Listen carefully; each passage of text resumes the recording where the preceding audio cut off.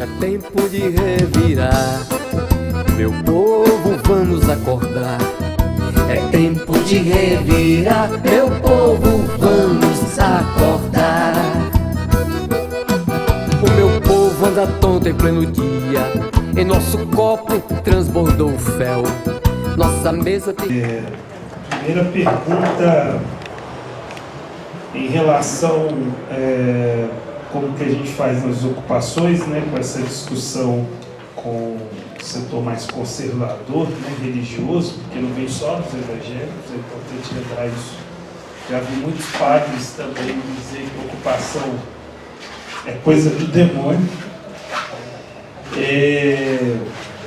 Olha, primeiro é o seguinte, a gente parte do princípio que Marx falava uma questão importante, que ele dizia o seguinte: antes de fazer política, religião, ciência, o ser humano precisa se alimentar todo dia, ter onde morar, ter o basicão. Se não tiver o basicão, não tem o resto. O ser humano com fome, nem religião ele vai conseguir exercer, não é impossível. Não tem, isso é do nosso biológico. Se você está com fome, primeiro você tem que resolver o problema da fome, você tem que ter o basicão ali, na sua vida, um lugar para morar, o básico, e depois você vai fazer as outras coisas. Dentro dessas necessidades humanas, nós acreditamos e trabalhamos que isso vai falar, e fala mais alto no final das contas, na hora que o bicho pega. E aí tem alguns exemplos bem interessantes, assim. Me lembro de um episódio, já vi muitos episódios aí, um especial, que a companheira estava no núcleo nosso que prepara para fazer a ocupação, e aí ela chegou na reunião dizendo que ia desistir, né? Porque o pastor disse para ela que era coisa do demônio, então não podia, não dava e tal. Olha, nós chegamos para ela e falamos: tá bom, beleza, o pastor vai te dar a casa? Vai resolver? Se for, tranquilo, pode ir embora, não precisa de participar do núcleo não, mas ele vai garantir isso. É a luta política também, no bom sentido. E o que a gente incentiva as pessoas é o seguinte: olha, se o pastor está falando isso, se o padre está falando isso, sai dessa igreja, porque Jesus não falou isso não, ele falou o contrário disso. E aí é a discussão do dia a dia, e eu acho que só a dinâmica da luta que vai mostrando, porque também as pessoas têm que ver a coisa acontecer, né? Essa irmã mesmo, eu me lembro que ela não foi para a ocupação que a gente fez, só tem que ela viu a ocupação dando certo, aí ela foi para outra, e hoje ela mudou de igreja inclusive também, e foi para que o pastor não é contra. Inclusive isso é um princípio que a gente faz nas ocupações também, trabalhar com os pastores que são a favor da luta, os que são contra estão defendendo o latifundiário. E a gente diz também nas assembleias: Jesus na terra aqui estaria aqui, pisando nessa terra aqui, ou do lado do proprietário que entrou com a ação dizendo que é dono dessa terra? Então, esse debate é permanente que a gente faz, e acho que a prática vai mostrando também. Ele é um critério muito forte da verdade, é a prática, eu acredito muito nisso. Você pode falar o que você quiser, mas faça. Aí lá, quero ver na realidade. E aí nessa aí, eu acho que a gente consegue falar mais alto em alguns momentos. E eu acho que isso é uma luta política permanente que a gente precisa desenvolver. Olha, do momento, da situação, inclusive para a gente superar o momento político, o que eu queria colocar aqui é o seguinte: a gente não pode esquecer que a gente viveu um momento de decepção de milhões de pessoas.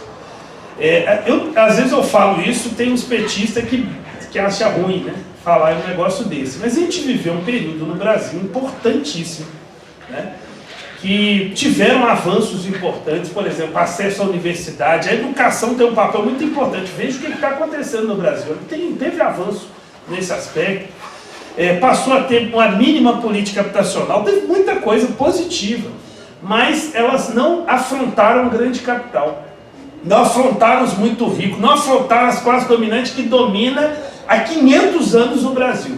Pelo contrário, por absurdo, inclusive, se fortaleceu um setor desse. Por exemplo, os banqueiros, o próprio Lula fala isso, nunca ganharam tanto como no meu governo. Ao fazer isso, ele estava fortalecendo um setor que mais dia, menos dia, chegar e passar a foice. Né? A foice não é tão bom não, porque a foice é mais um símbolo nosso, né? Dos camponeses, mas ia dar o golpe. Isso era questão de tempo, historicamente isso é questão de tempo, é só olhar a história da América Latina.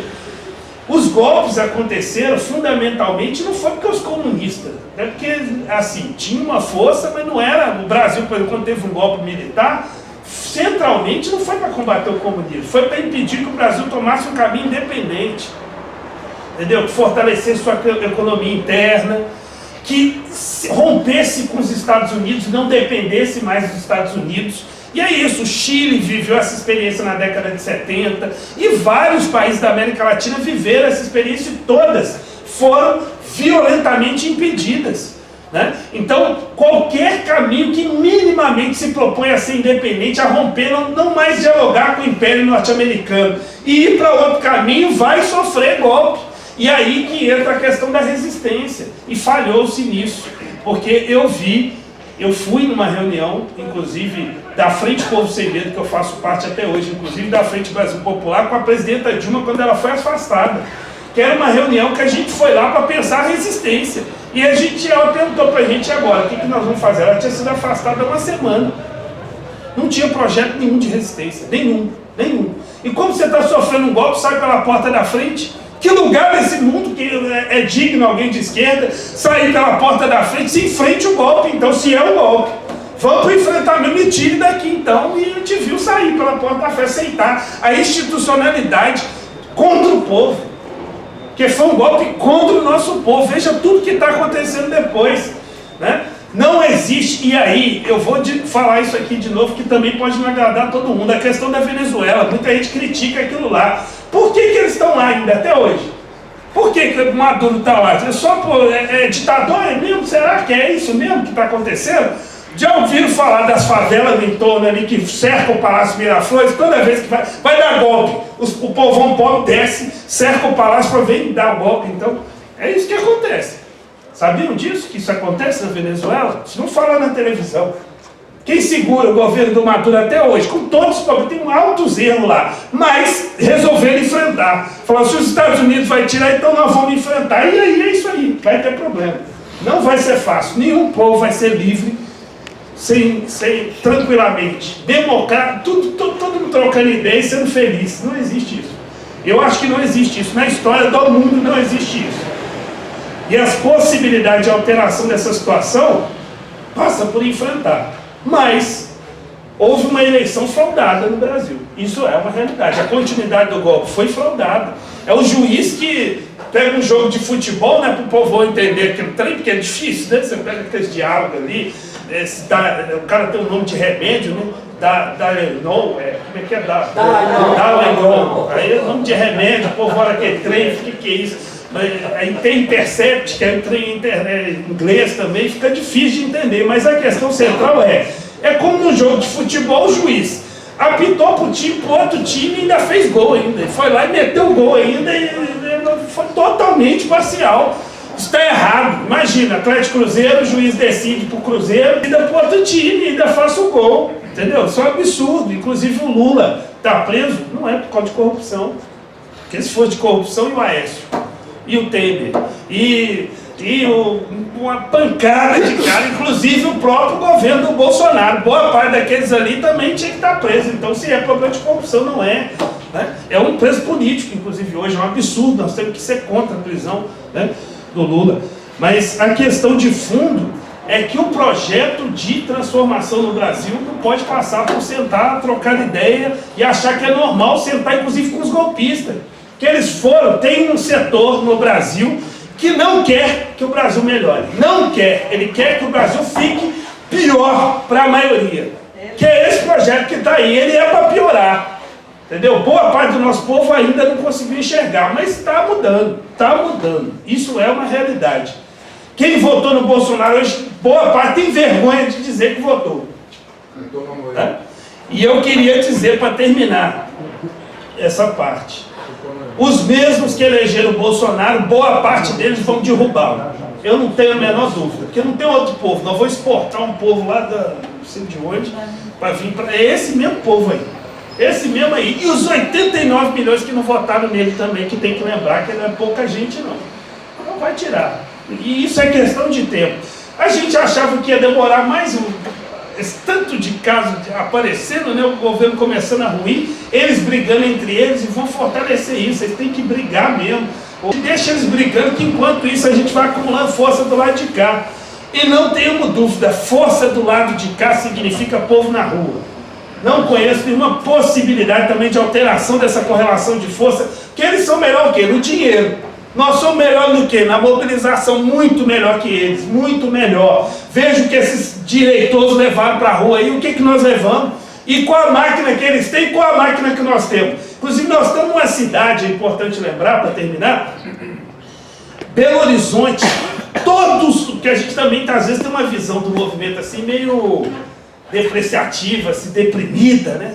Nossa, tudo nosso é pequeno, é ruim, a gente não consegue. Nossa, tem gente que começa a falar assim da esquerda, fala, porra, você é de esquerda mesmo? Falar esse tanto de coisa ruim também, nossa, tem coisa boa. Nós estamos numa cidade que desde o golpe, aliás, desde 2013, na jornada de junho, que nunca as manifestações da direita foram maior que as da esquerda. Nenhuma delas. Se eu procurar, me fala qual das manifestações aqui, mesmo no auge do golpe, do impeachment, as manifestações de esquerda eram maior que as da direita. Todas elas, todas elas. E a jornada de junho, para aqueles que falam que é golpe, aqui ela foi de esquerda.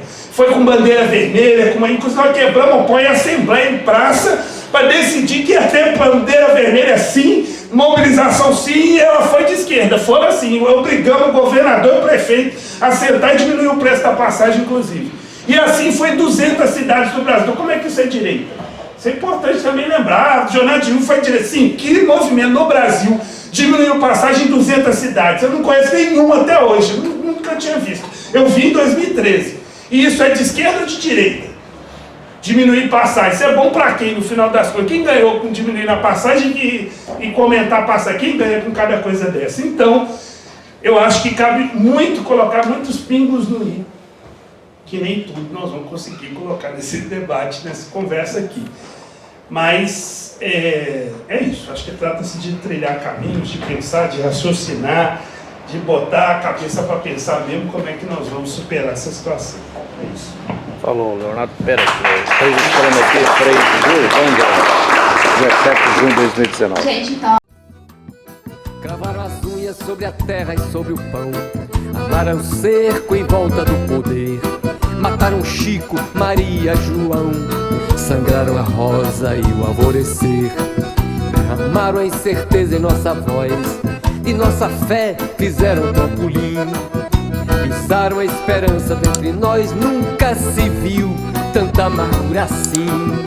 É tempo de revirar, meu povo, vamos acordar.